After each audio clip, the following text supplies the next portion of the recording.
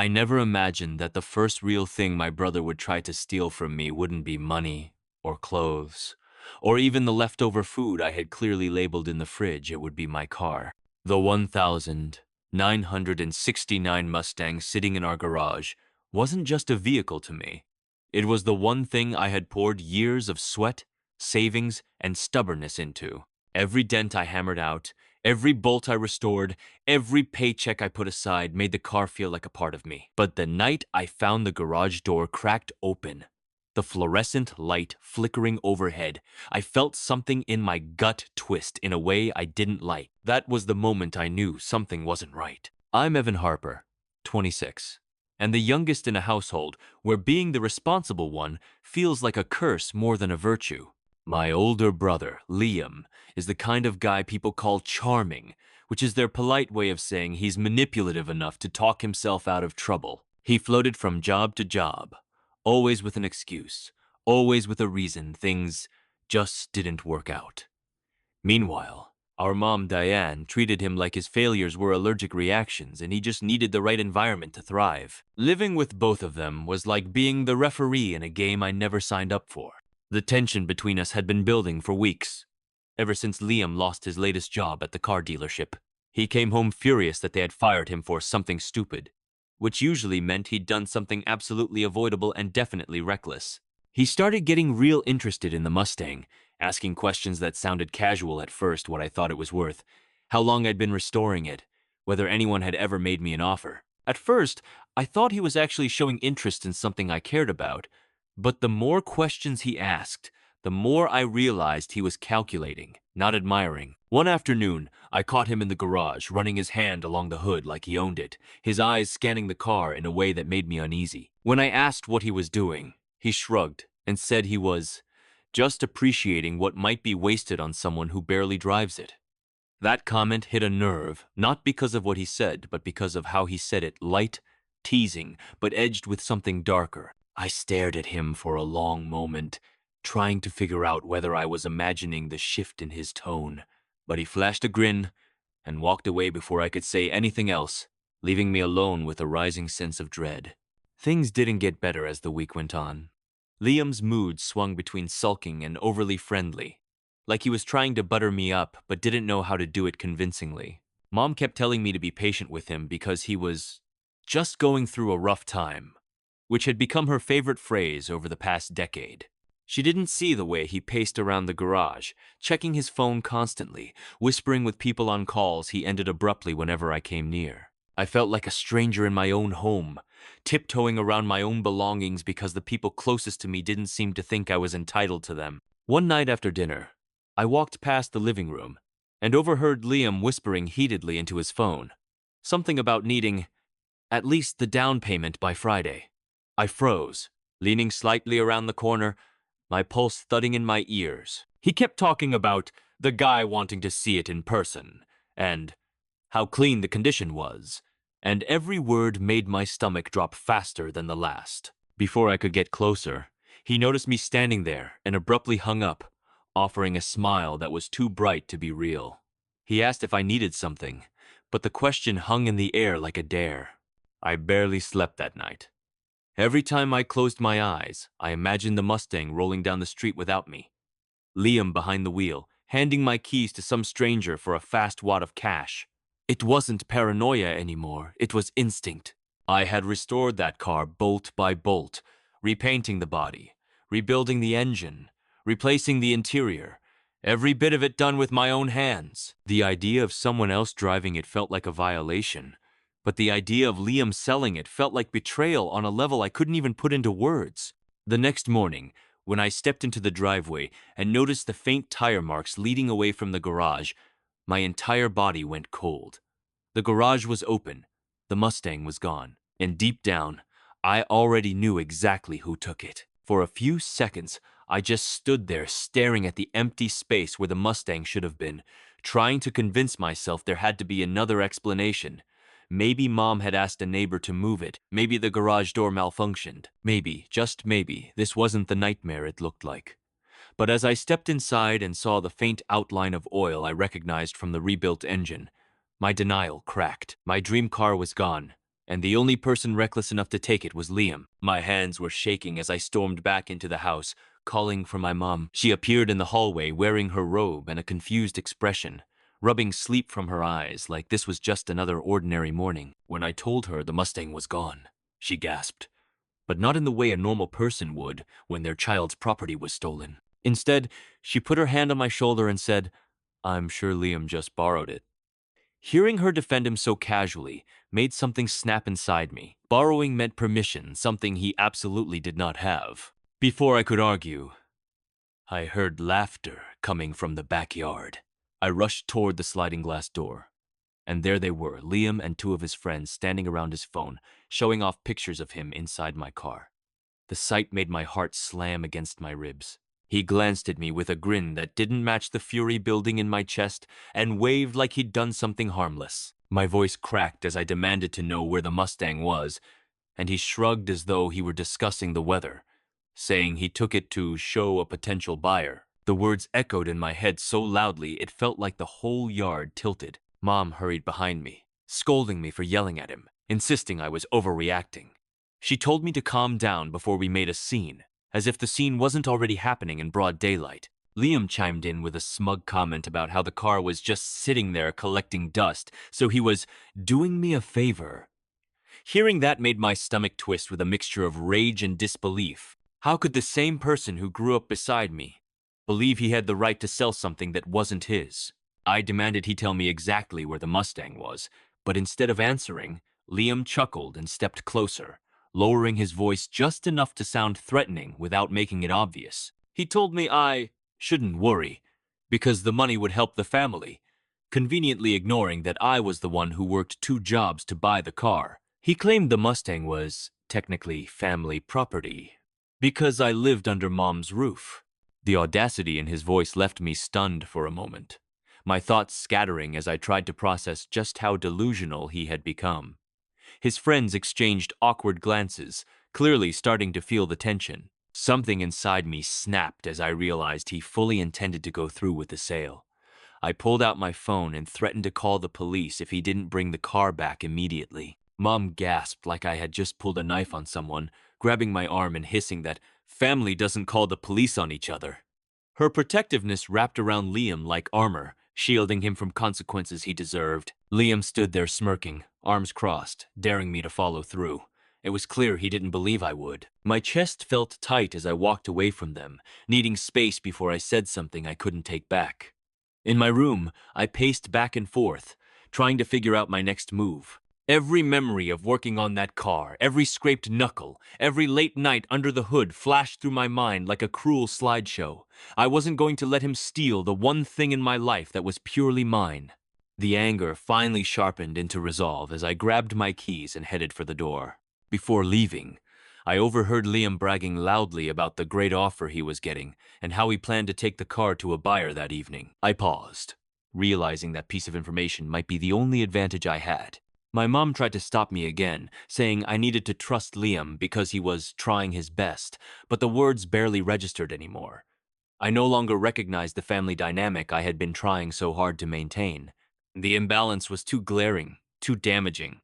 As soon as I got to my car, I dialed the number of the buyer Liam had mentioned on a previous phone call, one I remembered because he'd repeated it loudly in the kitchen without thinking I was listening. I pretended to be someone else, expressing interest in the Mustang, and the man confirmed he was meeting the owner tonight.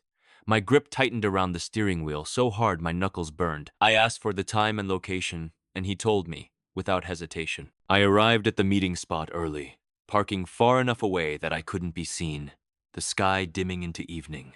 My pulse thudded in my ears as shadows stretched across the empty lot. When a police cruiser rolled in minutes later, responding to a call about suspicious activity, I felt my heart leap into my throat. Panic and hope tangled inside me as I watched them step out of the car. But nothing prepared me for the moment Liam pulled up in my Mustang, rolled down the window, and confidently introduced himself to the officers as the legal owner. The moment Liam stepped out of my Mustang and swaggered toward the officers, my breath caught somewhere between fury and disbelief. The headlights cast long shadows across the lot, illuminating his cocky grin like he was the hero of his own movie. He didn't hesitate for even a second before pointing at the car and saying, Yeah, that's mine. I'm meeting a buyer tonight. Hearing him claim ownership so casually made my stomach twist. I knew he was lying. The buyer knew he was lying. And soon enough, the police were about to know too. One of the officers, a tall man with a calm voice, asked Liam for his registration and proof of ownership. Liam laughed, like the request was unnecessary, and reached into the glove compartment, a place he knew I kept the documents, because I had shown them to him months ago when he asked about insurance renewals. When he opened it and found nothing there, a flicker of panic crossed his face before he quickly masked it. He tried to play it off, saying he must have taken the papers inside earlier, but the officer wasn't buying it. The shift in their posture made it clear they sensed something was off. I stayed hidden in my car, watching the entire scene unfold with my heart pounding against my ribs.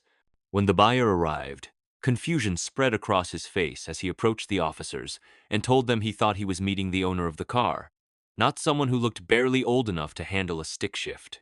Liam stammered, insisting again that the car was his and that I, the actual owner, didn't appreciate its value. His voice started to crack under the pressure of authority, but he still doubled down. He tried to convince them he misplaced the title and that we could sort it out later. A line so weak, it made my palms sweat with secondhand embarrassment. The officers exchanged a look before asking him for identification. Liam pulled out his wallet with shaky hands and handed over his ID. I could practically see the moment the officers realized something didn't add up. His address didn't match the car's registration database. That alone made them step back and call dispatch for confirmation. Liam's friends, who had been waiting in a separate car, suddenly drove off, leaving him stranded and more exposed than ever. After a few minutes, one officer asked Liam to step aside so they could run additional checks. His voice wavered as he asked why that was necessary, but they didn't answer, returning to the cruiser to make the call. I could see Liam pacing nervously, tugging at his hoodie, glancing at the Mustang every few seconds like the sight of it might give him courage. The buyer, now visibly irritated, told him he had no interest in being dragged into whatever this mess was and walked back to his car. That's when I knew it was time for me to step in. I exited my car and walked toward the officers with the folder of documents I kept safely at home: title, insurance, bill of sale, registration, everything. The sound of my footsteps made Liam whip his head around, and his expression dropped from anxious confidence to pure dread. He muttered something under his breath as I stopped beside the officers and calmly stated that the Mustang belonged to me. The officers glanced between the paperwork and me, their expressions shifting to relief and understanding. When they asked if I wanted to press charges, a tremor ran through Liam's body. He sputtered excuses, claiming we were miscommunicating or that we shared the car. But his desperation made his lies crumble even faster. He insisted that Mom said he could use it, but the officers reminded him that using a vehicle was not the same as selling it. The silence that followed was thick enough to choke on. Liam's hands shook as he held his head, finally realizing he was cornered. My voice didn't rise, didn't crack, didn't even shake when I told the officers exactly what had been happening, how I bought the car with my own savings, how Liam had taken it without permission, and how he had attempted to sell it. For the first time, I felt the power shift in my favor. The officers thanked me for the clear information and said they had enough evidence to proceed if I chose to press charges. Liam looked at me the way someone looks at the person holding the only lifeline they have left, his bravado completely gone. In that moment, all the frustration, resentment, and exhaustion from years of being overshadowed by my brother crashed together in my chest. But mixed in with all of that was something else: clarity. I realized that this wasn't just about the car. It was about boundaries he'd crossed repeatedly, a pattern Mom always excused. And standing there with the police waiting for my decision, I knew exactly what I needed to do next. Before I answered, one of the officers pulled out a printed record they had requested from dispatch. When he unfolded it, he asked Liam calmly if he knew the penalties for attempting to sell a vehicle he didn't own. Liam's face drained of color. That was when he realized he wasn't talking his way out of this anymore. And neither was my mother. The drive home behind the police cruiser felt surreal, like I was floating somewhere between anger and disbelief. Liam sat in the back of the squad car, staring out the window with a hollow expression, while I followed slowly behind in the Mustang. My hands were tight around the steering wheel, knuckles pale from the pressure, but I felt strangely calm. The storm that had been brewing for years, every stolen item, every lie, every excuse my mother swallowed was finally circling back to him. And now, for once in my life, I wasn't the one being blamed. When we pulled into the driveway, Mom burst out of the front door like she'd been pacing and waiting for us. Her eyes widened at the sight of the police car, and she rushed toward the officers with her voice trembling, asking if something terrible had happened. But the shock on her face twisted into disbelief the moment she saw Liam being guided out of the vehicle in handcuffs. She demanded to know what was going on, her tone rising from confusion to indignation in seconds. The officers explained calmly that Liam had attempted to sell a car that didn't belong to him. Mom whipped her head toward me with a glare sharp enough to cut glass. She started accusing me before I could even open my mouth, insisting that I must have set Liam up or misunderstood something. Her voice wavered between panic and fury as she demanded the officers release him immediately. When they refused and said the matter involved property theft and attempted fraud, she nearly lost her balance.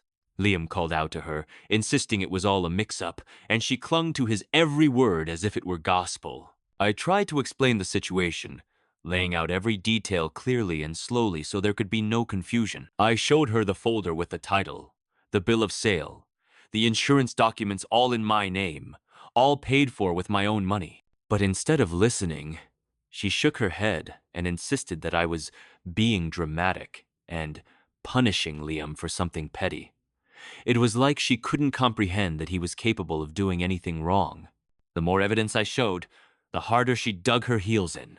The officers reminded her they had witnessed Liam claim ownership, attempt to sell the vehicle, and provide false information on the scene. Mom still refused to accept it, turning her anger on them and accusing them of overreacting. Their patience was wearing thin, but they remained professional, explaining that I had full rights to press charges. Hearing those words out loud made Mom's face contort with desperation. She grabbed my arm and begged me not to ruin his life over a misunderstanding. For a moment, I felt myself slipping back into old patterns, the guilt, the pressure, the fear of being painted as the villain. Mom's voice was soft now, trembling, holding on to that familiar emotional leverage. But then I pictured Liam smirking as he told the officers the car was his, ready to make money off something I worked years to afford. That cold realization grounded me like a surge of electricity. I gently pulled my arm away and stood straighter than I ever had before. The officers asked me again, in front of everyone, if I wanted to move forward with the charges.